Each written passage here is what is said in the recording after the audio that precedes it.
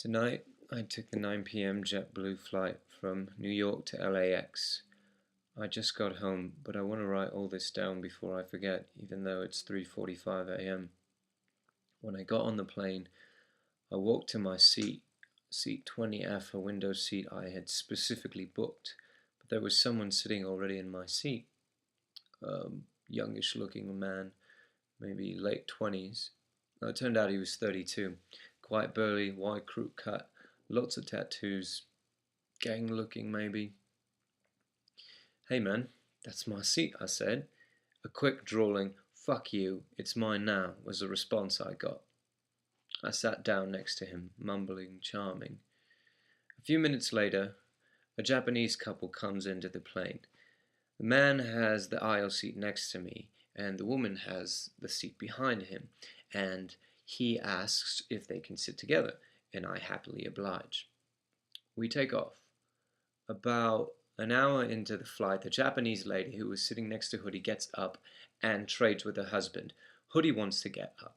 He walks to the back and stands in the galley for 10 minutes, just staring at the wall, not saying anything. The stewardesses ignore him. Then he comes back and sits down, and the Japanese couple are squeezing away from him.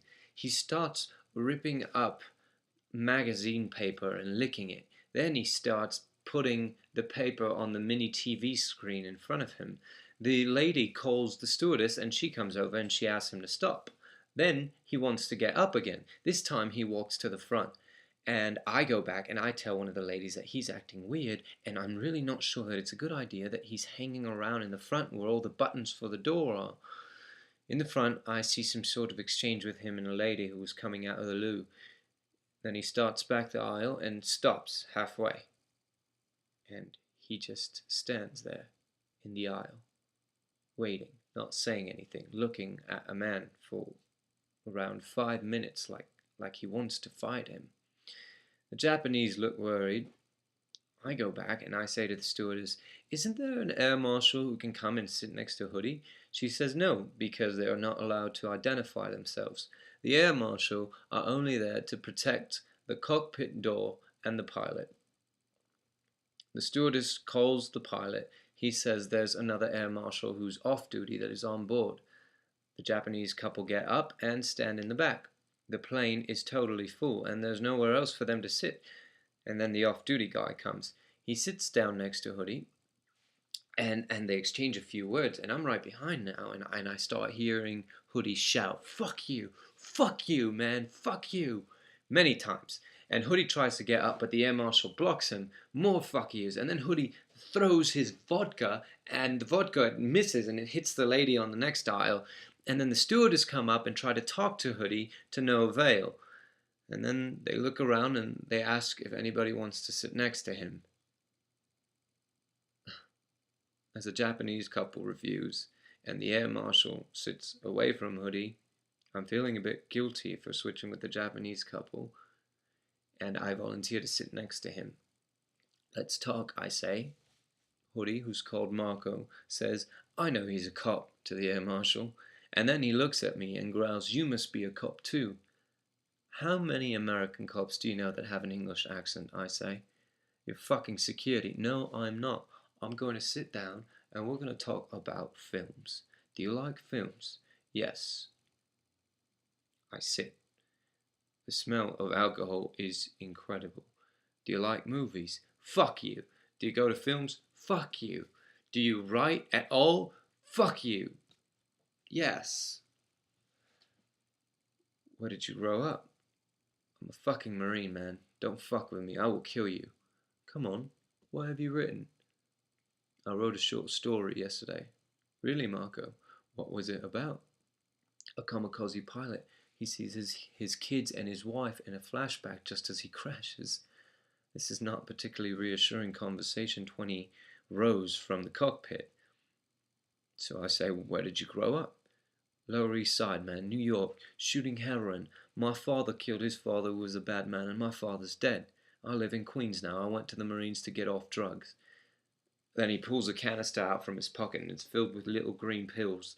And he takes a swig from it, and the plane jolts, and some of the pills, they just go everywhere. And I said, did you ever write about the Marines? Fuck you, man. I don't want to talk about it. I've seen shit no man should ever see. I can't write it. I tell him I'm a movie producer. He tells me he's going to LA to work on a commercial doing construction. Says, I gotta work, man, but I hate LA.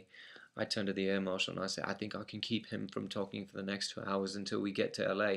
Too late, he says, we're going to Denver. Listen, man, I want you to read my stuff. He says, it's a movie. Cool. Give me your email, which he does. And then he says, I want to give you something, man. He pulls out a patch and it says, stay on it. And he gives it to me. The captain comes on and says, there's a problem and we will be landing in Denver in 20 minutes. Marco's oblivious to this whole thing and he wants to tell me about his tattoos. He shows me that one on the tattoo of the Madonna on his arm. And he says, oh, I shot cocaine. I shot heroin in her eyes. Then he pulls up his wife beater and he has this white skull tattooed on his chest. And there's a giant scar coming across this way. And he says, a nigger tried to attack me in Queens, but I held up my hand just in time, and I got a scar on my wrist too. I've seen shit, man. The air marshal whispers, tell him we're landing in LA. I say, listen, this flight's quick, we're landing in LA. I want to write down my email for you. He says, hey, lady. He says to the woman, he says, give me paper. And I give him a pen, and he starts to write. As he swigs more pills from the little bottle, says, don't forget me, man. I say, I won't, I promise. Then he punches me quite hard in the ribs, and I laugh in shock. Then he whacks me on the thigh, which hurts. I stuff his address in my pocket, and then he wants to wrestle. I push him off jokingly, which stops him. Don't forget me, man, he keeps saying, don't forget me. The plane starts a rapid descent. The air marshal whispers for me to get up when we start taxiing. The cops will come on. Get out of the way. The captain comes on and asks everyone to remain seated. A precaution, he says. A few minutes later, 2 policemen come in. Marco stands up. Marco is still repeating, don't forget me, as we land. Wow, I hate LA, he says again. I need to go to the bathroom, and then I get up. With not much fuss, they handcuff him and they lead him down the aisle out of the plane, and it's silent. 20 minutes later, a cop comes on board and asks me to follow him out on the jetway. The lady who was coming out of the loo earlier is filing a form. He groped me, she says. I'm pregnant and I'm pressing charges. Just then, 6 police officers come out down the jetway with a guy that they are pushing, holding, walking. It's Marco, but he has a blue mesh hood on. Just as they're about to reach me, they make a hard right out of the side door and down some stairs with the waiting police car. And Marco is fighting. And he tried to spit at us, says one of the policemen, trying to justify the Hannibal Lecter mask they have on him. Now I can't help feeling bad for Marco. It's a federal offense to make a plane land, and the charges from the woman will probably be assault. We eventually take off again. I replay the whole thing in my mind again as the adrenaline wears off. I find one of the pills on the floor. The nice lady in front of me Googles it on her phone. Turns out it was clonazepam. It's a drug for bipolar anxiety. Heavy. These wars are fucking up our children's minds. A whole generation is being sent home screwed up. He was probably very anxious about flying. I opened his note and this is what he said. We all love the ones we hate. Blood, lust. I was born in Queens. We all lose hope. Marco, I won't forget you. I promise.